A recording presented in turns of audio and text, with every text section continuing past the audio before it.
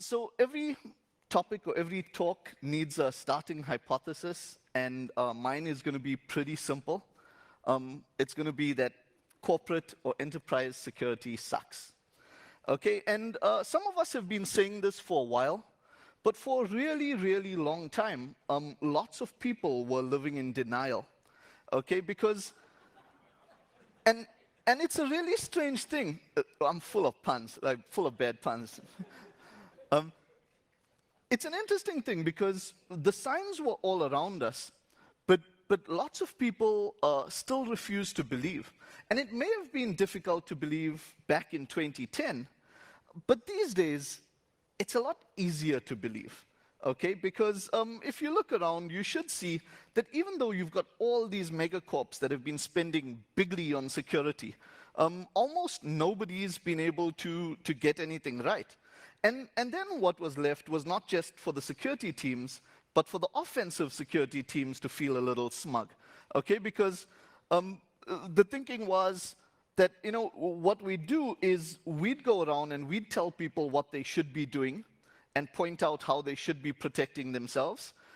And one of the unspoken truths that people have started to realize is that if you're on the red team, for the most part, your job's just a whole lot easier, okay? The bar was so low that red teamers, for a really long time, started thinking we were geniuses, right? Every pen test that we did worked, every social engineering exercise that we did worked, and if only those defenders would do their jobs as well as we were doing our jobs, everything would be fixed, okay? But the honest thing is that the odds were incredibly stacked in our favor. And probably the best articulation of this came from Dan Geer, who pointed out that we all run around doing the security stuff, when for the most part, we're just hoping that the attacks don't happen on our watch, okay? And I guess for that, the honest truth is that hope shouldn't be your strategy. If I'm quoting Dan Geer, I've got to quote Brian Snow. And Brian Snow gave this talk many years back at a conference in Malta. And he had this excellent quote which said something like, "Your cyber systems continue to function and serve you, not due to the skills of your security staff, but due to the sufferance of your opponents." And I think Brian Snow was a little early for that sort of thing, like we weren't ready to hear the message, kind of like Marcus Ranum was in many ways. But what's interesting is, since they made these statements, things have only actually gotten worse. Because if you consider it, for years and years, we suffered trying to secure a computer, okay? And nowadays, even your computer is multiple computers.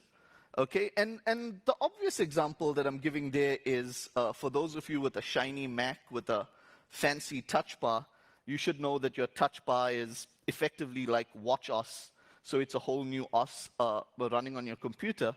But it's more than just this, right? Your hard drives have processors now. Almost everywhere you look, there are processors. And one of the examples that I like quoting, I'm not sure how many of you saw this example, but at some point, a little Mac independent software development company were trying to figure out why they were getting MPEG artifacts when using the DVI adapter.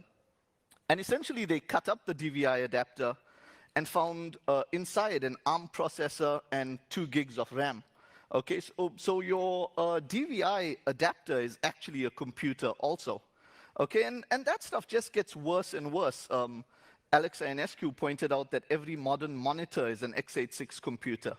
Bunny and Zobs pointed out that 20-cent SD cards have processors running on them that can be backdoored and subverted.